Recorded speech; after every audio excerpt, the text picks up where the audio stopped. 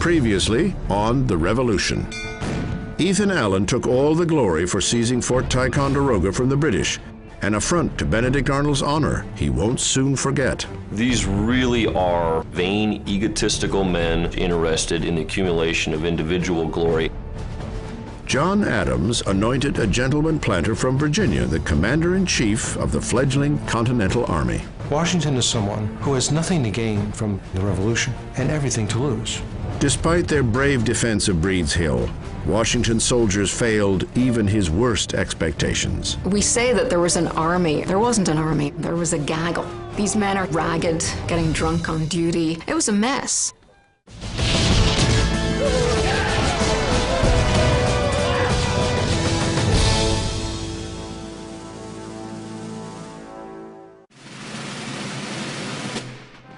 April 1776. Fresh from their victories in Boston, the Continental Army marches overland toward New York. Having sent the British running, they are America's surprise heroes.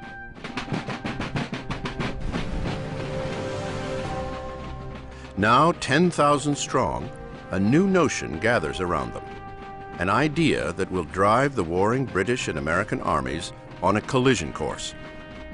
America wants independence. It will take George Washington and his citizen army everything they've got to win it. The heroes of Massachusetts, now riding high on confidence, have not even begun to taste the full power of the King's vengeance. The British are coming back, this time to deliver a more decisive blow. As they move toward New York by sea, they assemble an armada, the size of which the world has never seen. The British commander, General William Howe, fully understands his orders. What had begun in Massachusetts as an annoying insurgency is quickly becoming an expensive and embarrassing war. It is time to stop it. Flushed with the idea of superiority after the evacuation of Boston, the Americans desire decisive action. Nothing is more sought for by us. General William Howe. New York is the perfect place to end this rebellion, one way or another. The importance of New York City is not lost to either William Howe or George Washington. Whomever controls New York City will control the Hudson River and by extension have the ability to sever the lines of communication between New England and the remaining colonies.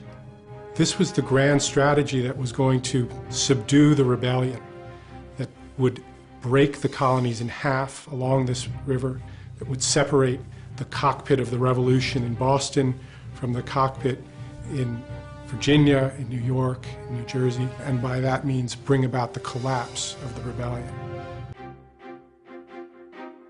The conflict that has been fought militarily in Boston and politically in Philadelphia now comes to New York, a city already bitterly divided between loyalists and patriots. Each side, loyalist and patriot, is waiting for the great clash that will decide their fate. A British victory would likely end the war and return the colonies to the king. A continental win could set the colonies free. At stake, liberty. The word that has been in colonial ears since the outset of the year, when a slim pamphlet set America ablaze. The sun never shined on a cause of greater worth. Everything that is right or reasonable pleads for separation. The blood of the slain, the weeping voice of nature cries, "'Tis time to part." Finally, someone has given the colonists a vocabulary of revolution. But who is the author?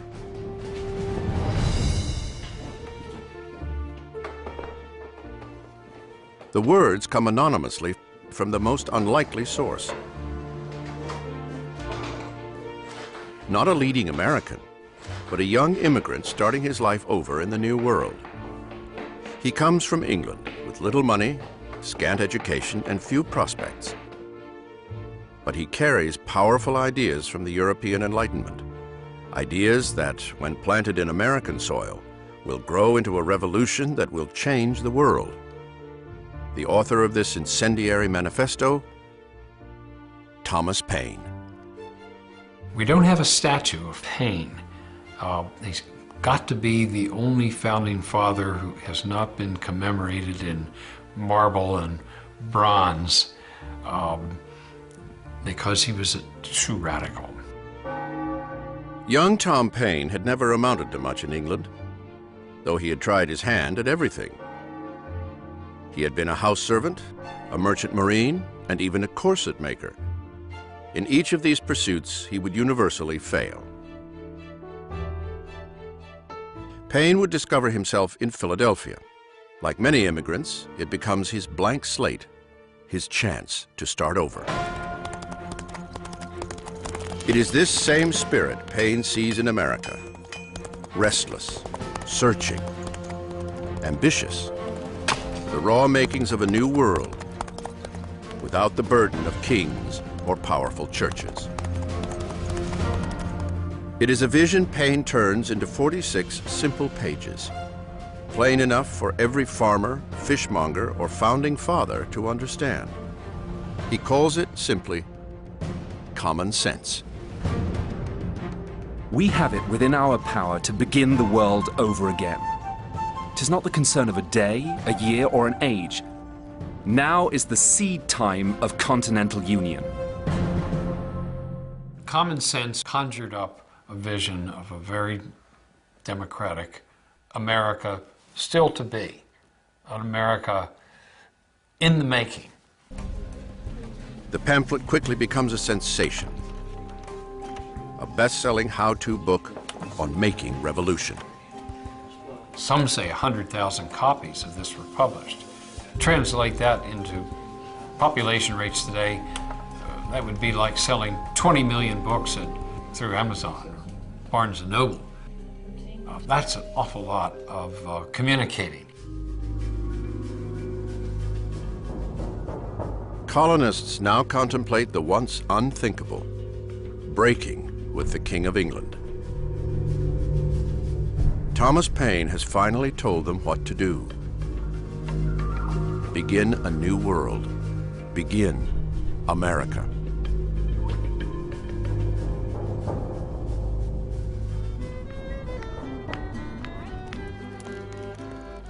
The cause of America is in a great measure the cause of all mankind.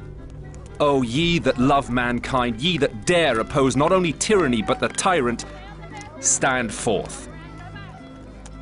The army now swells with citizen soldiers ready to fight for Paine's ideals of a new world. Soldiers like Lieutenant Joseph Hodgkins. My dearest Sarah, I hope Providence will provide for us and carry me through all the troubles we have to meet in the way of our duty and while we are absent from each other.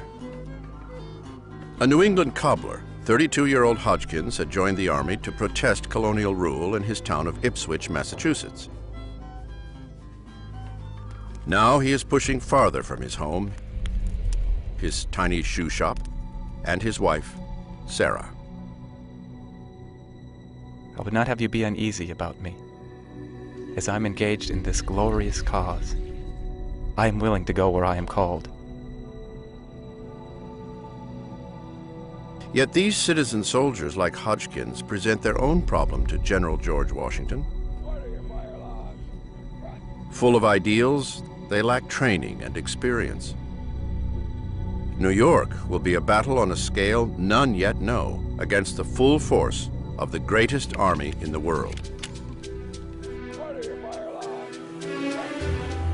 Washington harbors doubts. He had very rational fears. Any man of military experience would look at the task before them and realize this is not a foregone conclusion that we can achieve victory. Victory or defeat will soon mean the future of America. The rebellion begun in Massachusetts over taxes is about to become a revolution for independence.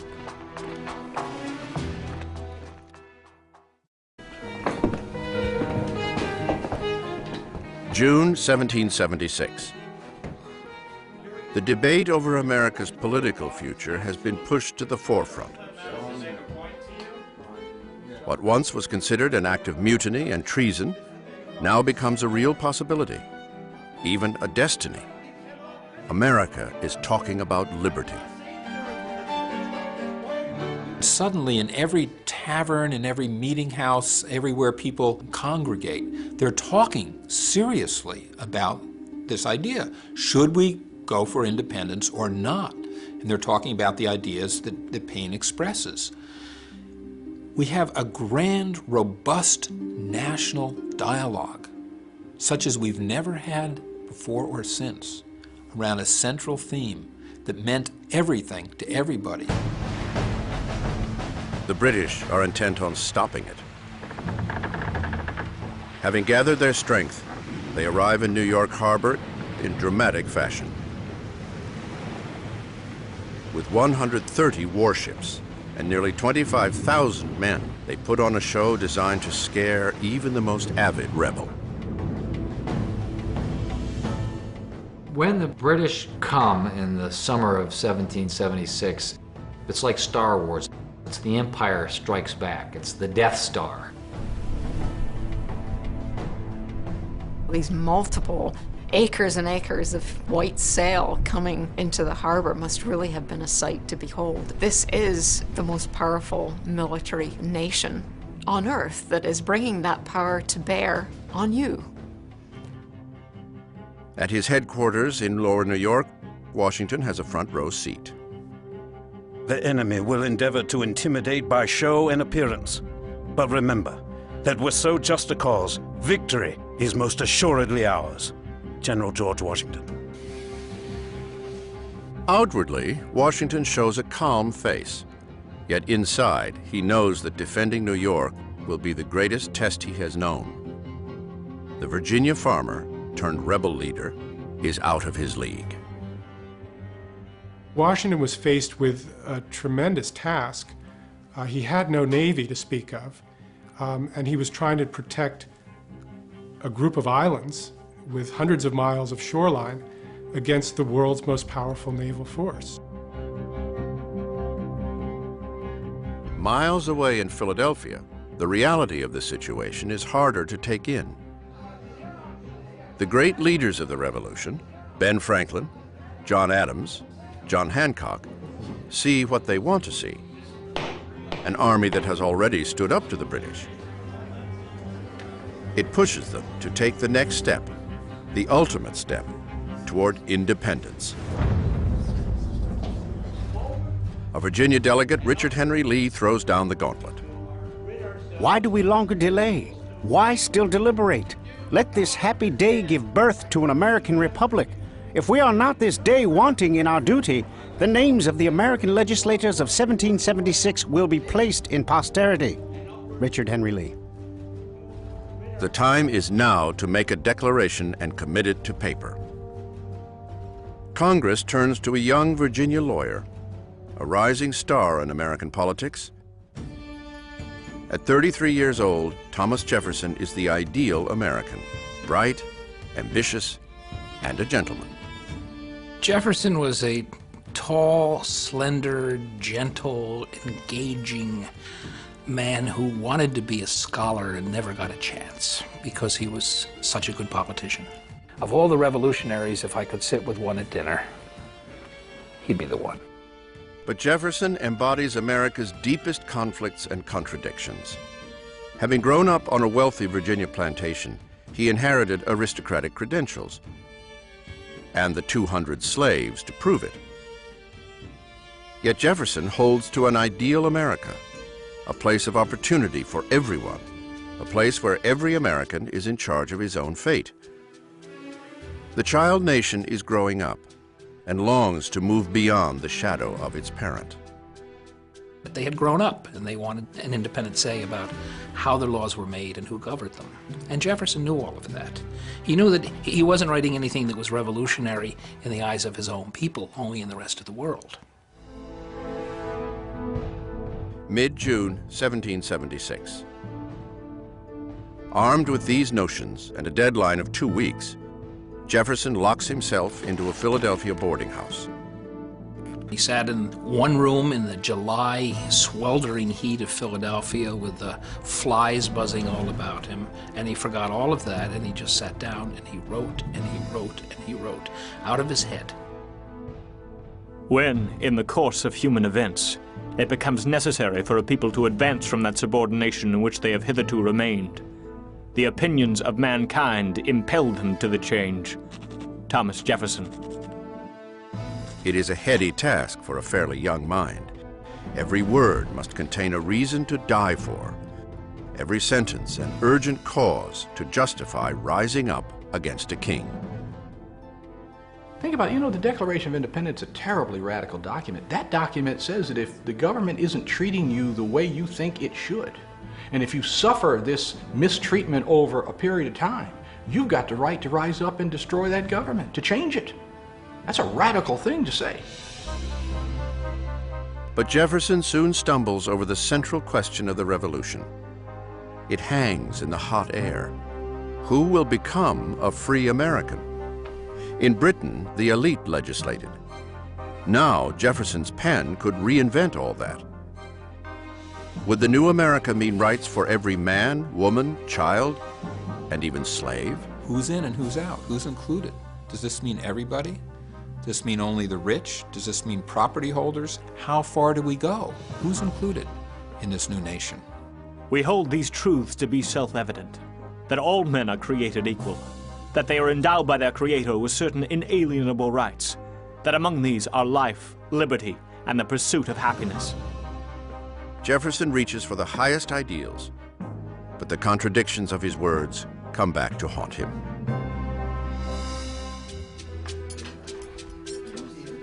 All the talk about freedom and liberty, all of this reaches the ears of nearly 500,000 colonists who are black. That's 1/5 of the population. Slavery already divides the colonies. Now, with the talk of independence, it takes front row. Some colonists draw the line at giving liberty to slaves. Others bristle at the hypocrisy of fighting for independence while sanctioning slavery. Jefferson himself remains divided. His own slaves watch their fates debated before them.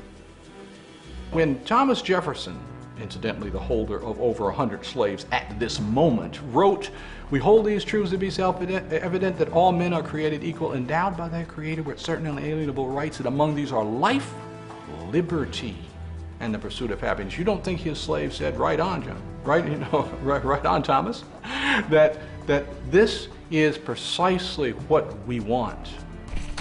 Many slaves choose not to wait.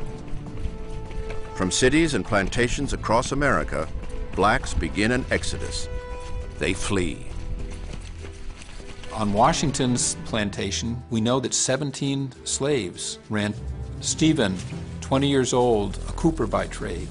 Deborah, a 16-year-old woman. Peter, an old man. 23 fled from Jefferson. These people had made decisions. What's best for them? Patriot or loyalist didn't really matter. What's my best bet? What does a man like Jefferson make of this when the slaves flee? Well, it throws in his face the notion of the enlightened slave master, and it comes upon him with great force, I think, if it hadn't before. There's a fundamental contradiction in this whole revolution project between fighting for unalienable rights and holding slaves. He knew that. Jefferson takes aim at slavery with scathing indictments of its wrongfulness. He puts them in his draft, yet falls short of calling for the end of slaveholding. Major battles are looming. Compromises must be made. In Philadelphia, his draft will soon be thrown to the varied interests in Congress. They will tear it apart. While in New York, the Continental Army prepares to put its life on the line for the dream of independence.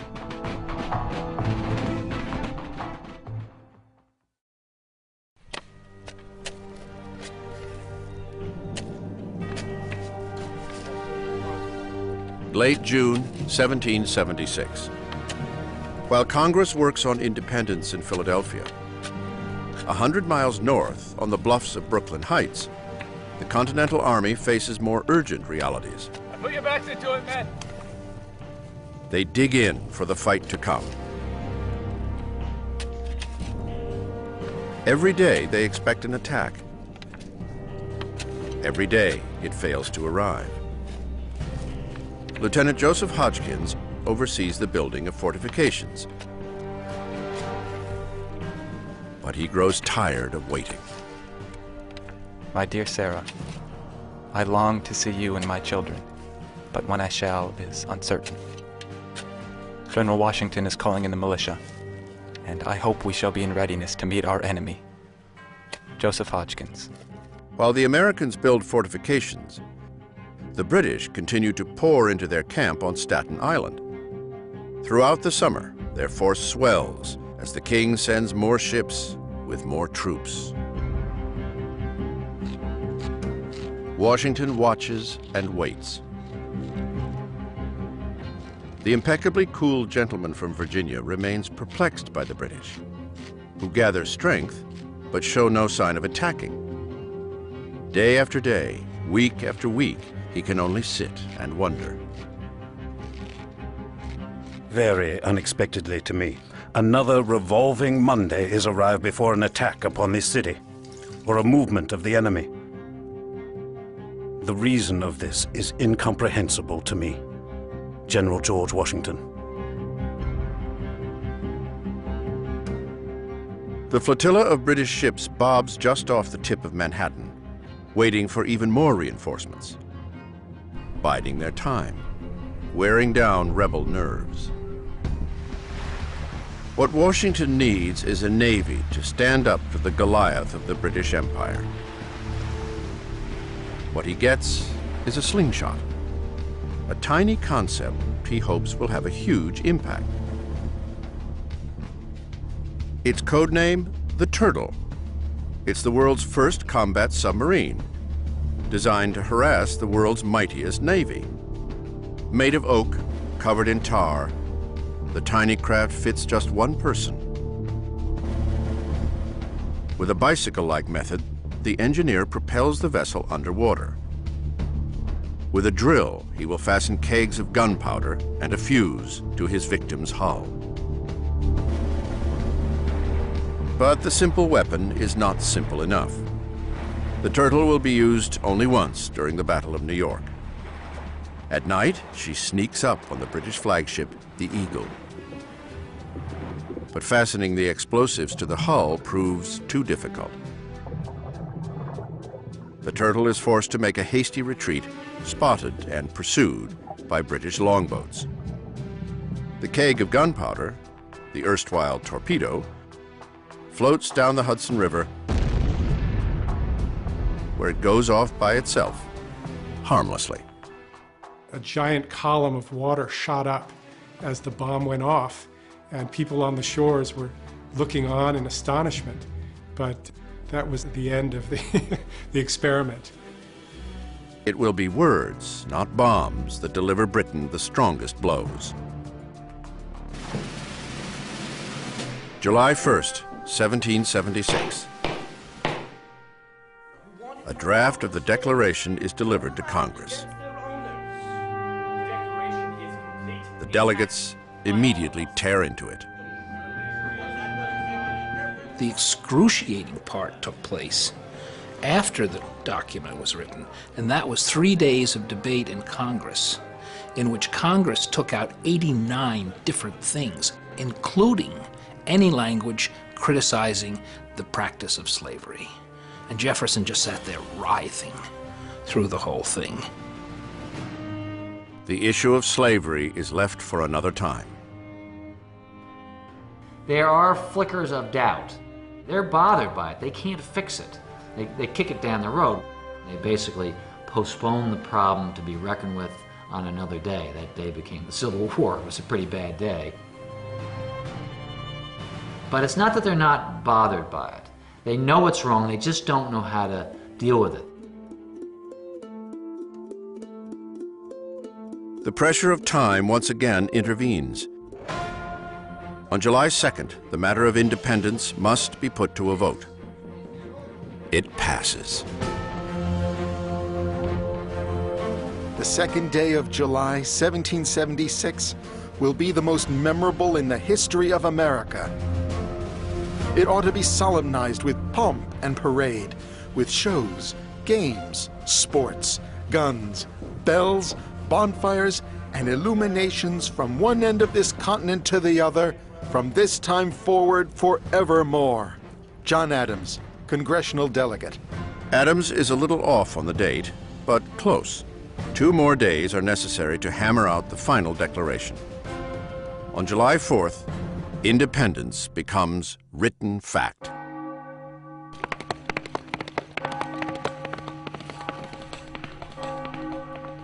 Within days, copies travel by horseback throughout the colonies. No one had set out to create a war of independence, yet they had delivered one. In the town squares all over the country, church bells were ringing and people were huzzahing. The crowd was applauding. People really did believe the birthday of a new world is at hand. These united colonies are, and of right ought to be, free and independent states, absolved from all allegiance to the British Crown. All political connection between them and the state of Great Britain is and ought to be totally dissolved.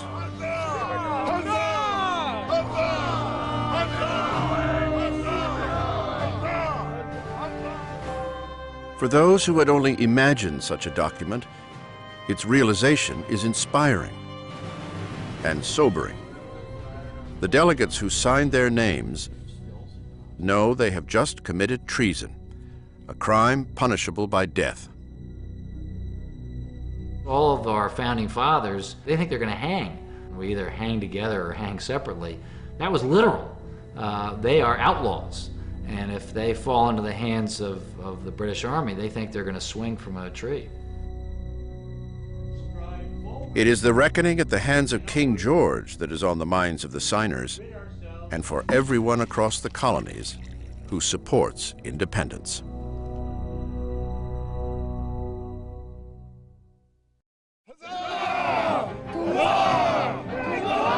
July 1776.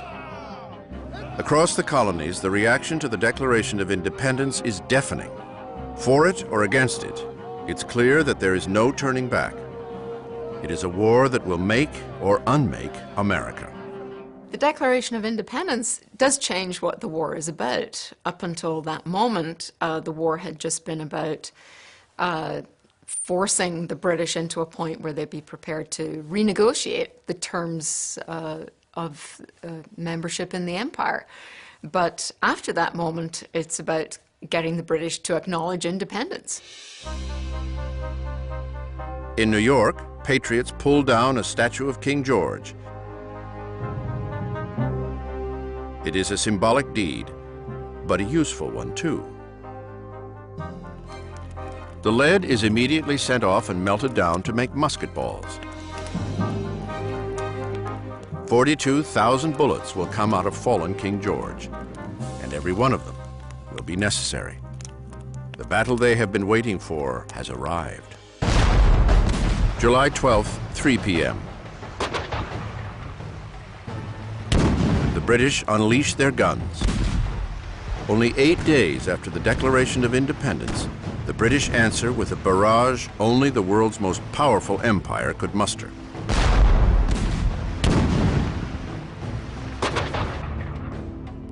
Soldiers and citizens alike freeze with fear. A lot of these soldiers were 16, 17 years old, fresh off the farm. Some of these American soldiers were drunk. in their cups, as the expression was. And so it was really kind of a disaster and a really inauspicious beginning to the battle for New York for the Americans. George Washington is furious.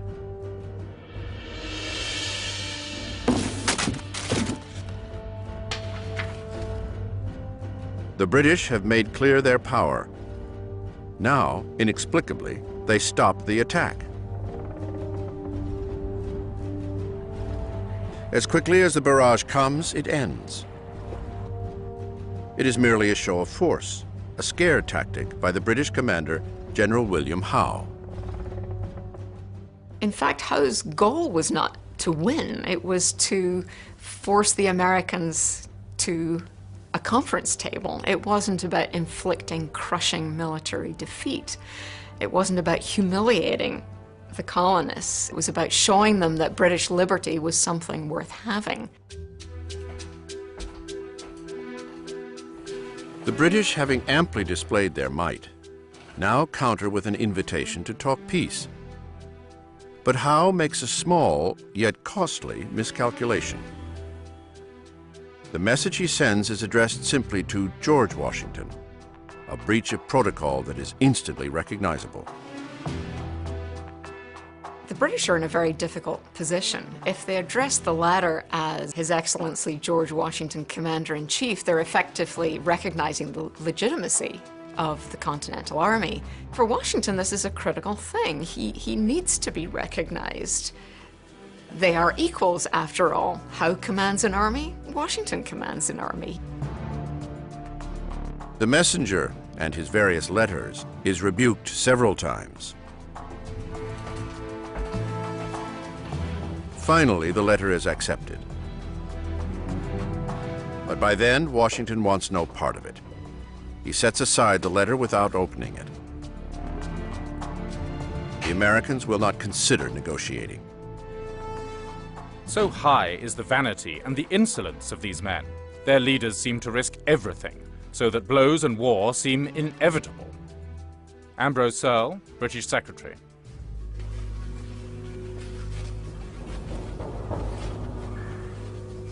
August 12, 1776. There will be no peace. Instead, the Continental soldiers will have to deliver America by war. The British might will soon return, but when and where remain a mystery. Joseph Hodgkins redoubles his efforts. My dear Sarah, the posts are not going as quickly as I expected. It is thought this fleet will get all the strength they can before they make an attack on us. But we are awaiting and expecting them every day. Joseph Hodgkins. This will be a different scale of warfare than these soldiers have ever known. On the eve of battle, some sit down to prepare their wills, aware that their first real battle with the British may also be their last.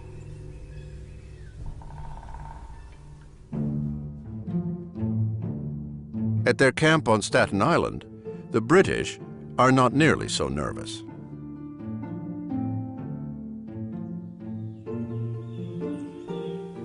Sure that victory is near, they bide their time enjoying the fruits of the American continent. The fair nymphs of this isle are in wonderful tribulation, as the fresh meat our men have got here has made them as riders as satyrs. A girl cannot step into the bushes to pluck a rose without running the most imminent risk of being ravished. Lord Rawdon, British officer. Their leader also takes full advantage of his time. Having taken one of his officers' wives for a lover, General William Howe lets the days slip by in his private conquests. George Washington can afford no such pleasures. Back in Manhattan, the general is losing his famous cool.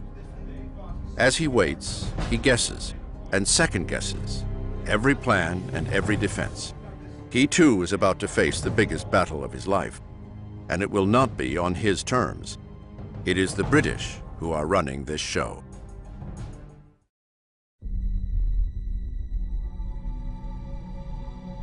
Late August, Long Island, D-Day. On a warm August morning, Howe moves his army. More than 15,000 British soldiers now march toward the American positions.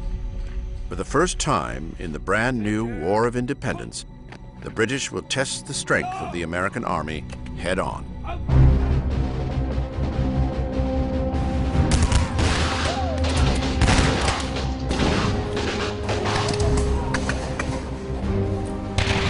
The British attack first, with 2 columns taking the Continentals in a frontal assault.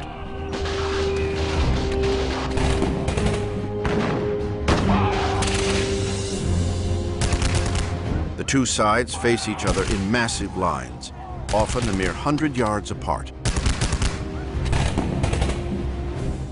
They gave everybody a couple of tots of rum just to get them liquored up enough to do this. And the Americans didn't have that discipline. They didn't know it. This is European-style warfare. For nearly all the Continentals, it is their first taste of it. A person in the 20th or 21st century looks at those linear battle formations of the 18th century as they seem to be struck by the stupidity of these things. But really, these tactics and these formations are predicated upon the state of technology at the time.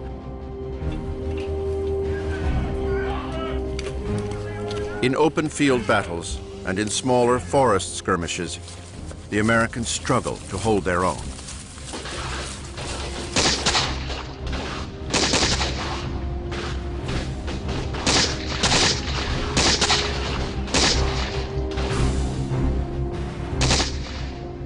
What they don't know is that they are fighting a decoy. The bulk of Howe's army is actually a third flank, marching out and around the American forces. Washington has not prepared for this. By 10 a.m., the British break through the rear ranks and devastate the lines of the Continental Army. The worst possible thing that can happen in those situations is to have a complete rupturing of your line, a complete break in which men panic and everybody flees basically for themselves. It is, without a doubt, the most demoralizing, disheartening sort of experience that these soldiers could have possibly felt. The rebel army, in a state of panic, flees. Among them, the young Lieutenant Joseph Hodgkins. He watches his soldiers break, a sight he will never forget. Loving wife, in the woods and in the night, the enemy marched out 2 different ways. We were obliged to go through fire and water. It seems the day is come that in all probability depends the salvation of this country. Joseph Hodgkins.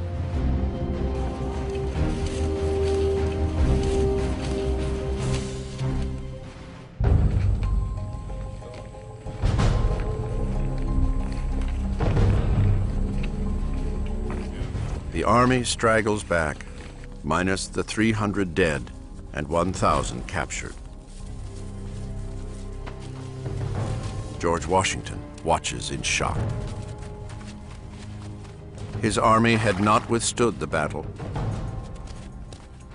He had failed, and the danger is far from over.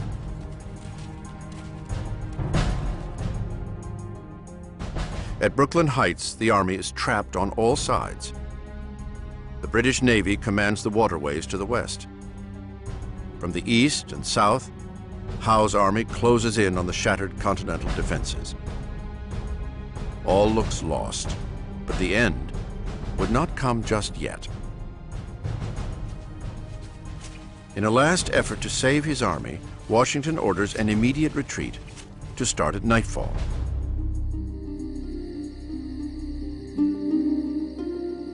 Under the cover of darkness, the army begins to move, stealthily, using every ferry and fishing boat available to them. All through the night, soldiers are ferried across a narrow slip between Brooklyn and Manhattan. They soon run out of time, but they get one final providence. As morning breaks, a strange and eerie fog sets in over New York Harbor, engulfing the area in a near blackout. It is their salvation. The British see and hear nothing. I could scarcely discern a man at 6-yard distance. In the history of warfare, I do not recollect a more fortunate retreat. Benjamin Talmadge, Continental officer.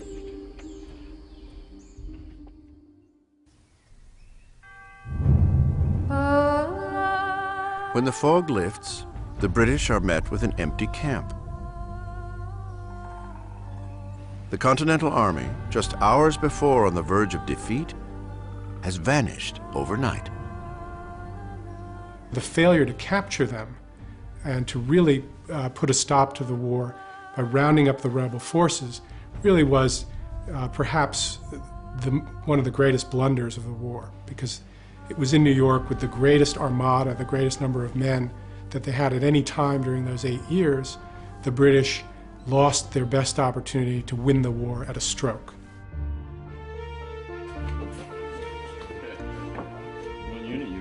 The remains of the rebel army recuperate. Dispirited and defeated, they can only wonder what will happen next. Having made it off of Long Island with the others, Lieutenant Joseph Hodgkins now has a moment to communicate with his wife, Sarah. Her words are those of many back home across the colonies, a mixture of immediate fears and distant hopes. My dear husband, I desire to be thankful that you have got off of Long Island. I think things look very dark on our side, but it has been observed that man's extremity was God's opportunity. Sarah Hodgkins.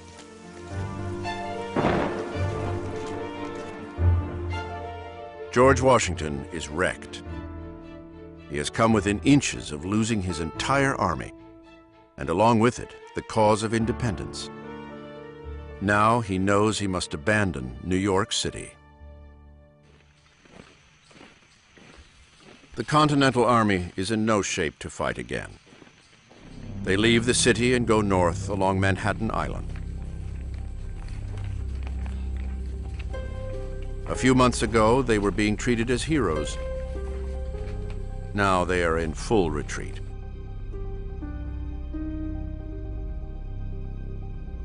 Washington's reputation has plummeted too. His inexperience and mistakes had been costly. His ability to lead an army is now severely in question. Soon, he will receive challenges from within his own ranks. If you stopped the clock in 1776, you would have suspected that this guy would be out of a job pretty soon. Things were not going well. The dream of a new world, Thomas Paine's vision, seems more remote with each step.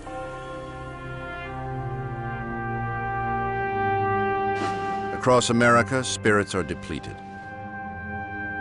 Many soldiers up and leave the army. Others, like Joseph Hodgkins, face the choice: stay and fight, or return to their homes, perhaps as British subjects evermore. My dear Joseph, I hope if we live to see this campaign out, we shall have the happiness of living together. It will trouble me very much if you should engage again. Your most affectionate companion until death, Sarah. Hodgkins will stay and retreat with the remains of the army toward an uncertain future for himself, for the army, and for the cause of independence. The revolution will go on, but it is about to enter its darkest days. Next time on The Revolution, confidence in Washington reaches an all-time low as America's revolution descends into anarchy. The Americans in 1776 have encountered nothing but defeat followed by defeat. This really negatively affects the morale of his force, who really now question whether or not Washington is the right man for this job. Washington makes a bold decision to strike the Hessians at Trenton. It was a do or die moment